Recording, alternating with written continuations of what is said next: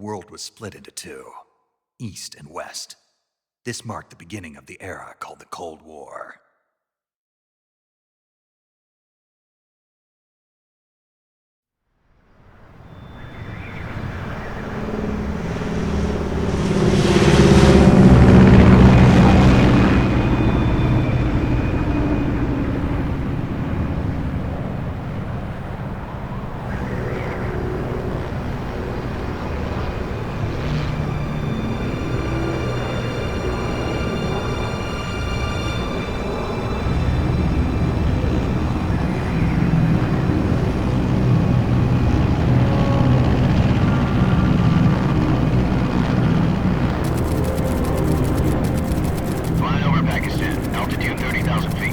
Approaching Soviet airspace. 20 minutes to drop off. Commencing internal depressurization. Equipment check. Arm main parachute. All right. You ready to go? Drop zone still showing a high pressure mass. Cav okay. Good. We've got high visibility.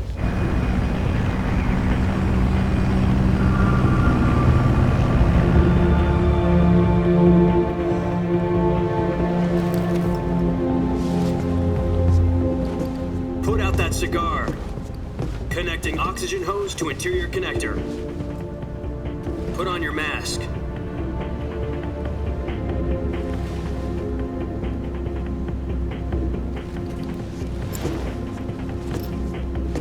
Does this panty waste know what he's doing? Approaching release point. 10 minutes to drop off. Hey, are you deaf? He said put out the cigar and put on your mask.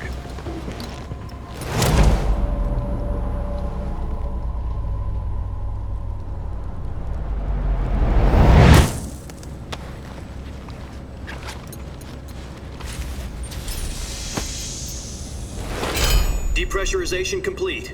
Checking oxygen supply. 6 minutes to drop off. Opening rear hatch.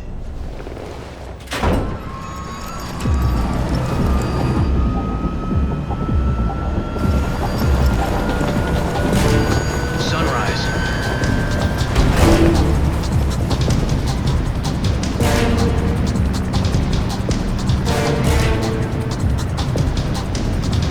External temperature minus 46 degrees Celsius.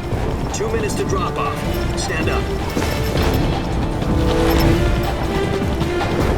You'll be falling at 130 miles per hour. Try not to get frostbite from the wind chill. 1 minute to drop off. Move to the rear. Activate the oil bottle. This is one for the history books. The world's first halo jump.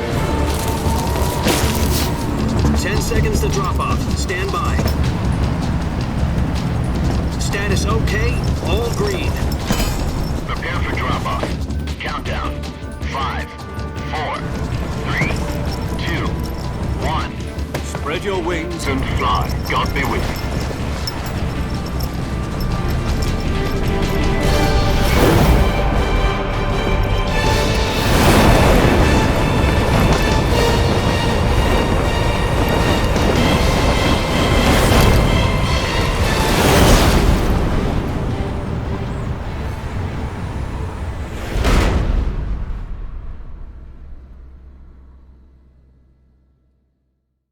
Jack, I've got some important news. The head of the CIA has finally given us the green light for the virtuous mission. Virtual mission? No, the virtuous mission. The future of our Fox unit depends on it. If it succeeds, we'll be officially organized into a unit. Virtuous mission? Sounds like some kind of initiation ritual. You know, don't get cocky. This isn't a training op. Right. So what exactly is this wonderful mission? Well, about 2 years ago, a certain Soviet scientist requested asylum in the West through one of our moles. His name is Nikolai Stepanovich Sokolov. He's head of the OKB-754 Design Bureau, one of the Soviets' top-secret weapon research facilities, and the East's foremost expert on weapons development. Sokolov? Isn't he that famous rocket scientist? The very same. On April the 12th, 1961, the Soviets achieved the first manned spaceflight in history. The Earth was blue, but there was no God. Well spoken. The rocket that carried Yuri Gagarin to orbit was the A-1, known as the Vostok rocket. Sokolov is said to be the man most responsible for the multi-engine cluster used in that rocket. After Gagarin's flight, Sokolov left rocket development to become the head of the newly established Design Bureau. From a lowly technician to head of a design bureau, that's quite a success story, so why do you want to defect? It seems he'd become afraid of his own creations. Afraid? Call it a crisis of conscience. And for that, he left his country and his family behind and went over the fence? Not exactly. One of his conditions was that his family was also to be taken safely to the west. We used a mole to get the family out first and succeeded in sneaking Sokolov over the Berlin Wall shortly afterwards. I was the one who conducted the operation. The security on the eastern side was still full of holes back then. Then what?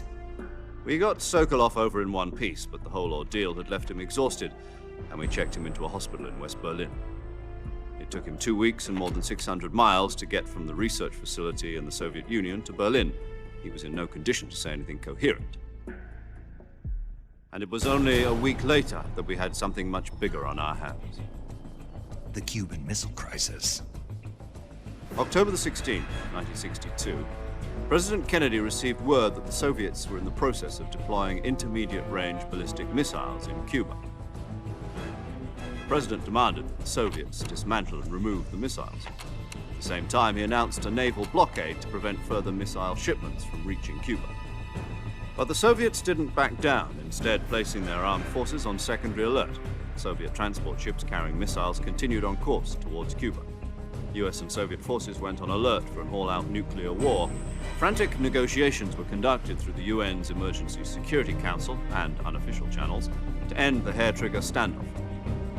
Finally, on October the 28th, the Soviet Union agreed to remove its missiles from Cuba. And so the world avoided a nuclear holocaust. But in order to get the Soviets to pull their missiles out, we had to make a deal. You mean the one where the US agreed to remove its IRBMs from Turkey? No. The Jupiter IRBMs deployed in Turkey were obsolete, and we were going to get rid of them anyway. They had no strategic value whatsoever to either the US or the Russians. The Turkey deal was a ruse, a cover story that was fed to the other intelligence agencies around the world. So what did the Russians really want? Sokolov. They wanted us to return Sokolov. You mean the Soviets pulled out of Cuba just to get their hands on Sokolov? That's right. What the hell was he working on? At the time, we had no idea. We were running out of time. It was either give up Sokolov or risk full-scale nuclear war. In the end, we had no choice. President Kennedy gave in to Khrushchev's demand. The next day, I got Sokolov out of the hospital, handing him over to agents on the eastern side. Sokolov kept on screaming, "Save me," until he disappeared from my sight. Then a month ago, we received some new information from one of our moles. About Sokolov? Yes. He was taken back to the research facility and forced to continue working on the weapon in question under KGB supervision. What's more, it's on the verge of completion. So what kind of weapon is it? Something to do with space rockets? No, missiles. Same technology. I guess you're right. We don't know the details, but it appears to be a new kind of nuclear device. For half a year now, the Soviets have been conducting frequent nuclear tests at Semipalatinsk. Something to do with the weapon, I assume. We're talking about a secret weapon so big that Khrushchev was ready to pull out of Cuba to get it back. Is Sokolov still in the facility? No. According to our intelligence, he's in Selinoyarsk, a place in the mountains about 3 miles to the west that's known as the Virgin Cliffs. The Virgin Cliffs. Nice name for a virtuous mission. They moved him there just recently. Why? Apparently, they're conducting a field test of the weapon, but it's our best chance to get him back. This mission would never have been possible if he was still in the research facility. This is our last chance. Sokolov must have known that too when he contacted us.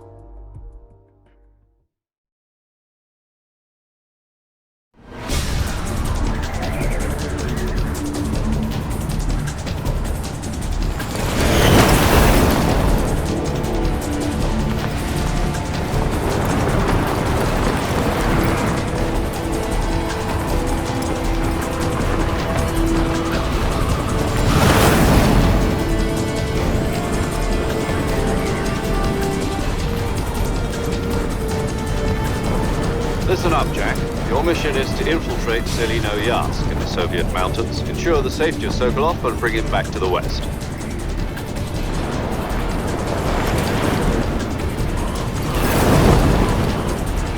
If we don't get Sokolov back before that weapon is complete, we'll be facing a major crisis. The clock is ticking.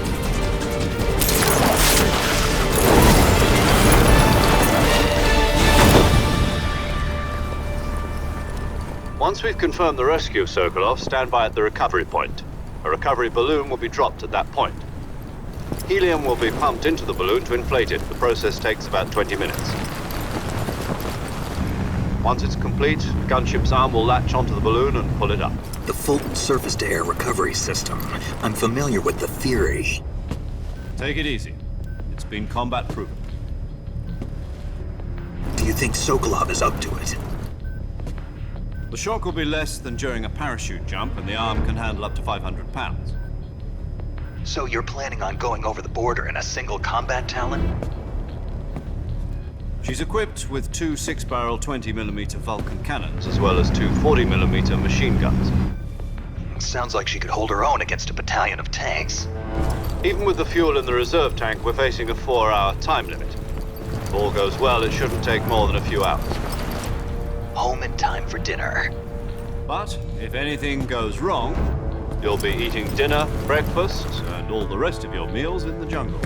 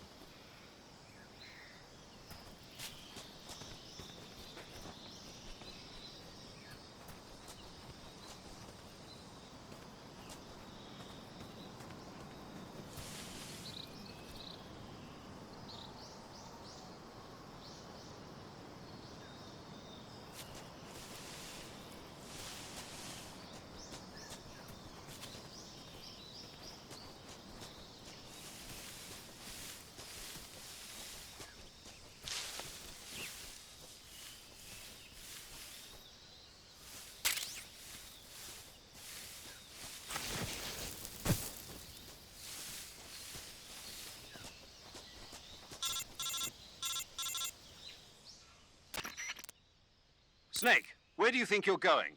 You can't expect to proceed with the mission without any weapons or equipment. First, you'll need to recover your backpack. It's caught on a tree to the south. Press the action button to climb the tree and retrieve your backpack. Is that clear?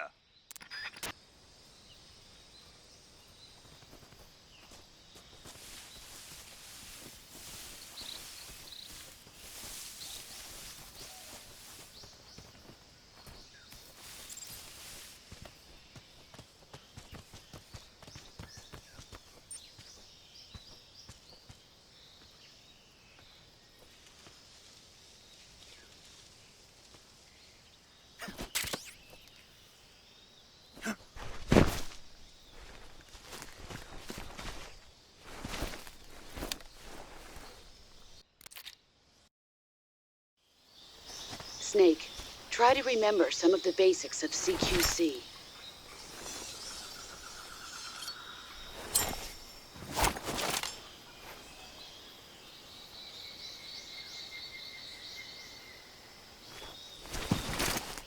Commencing virtuous mission now.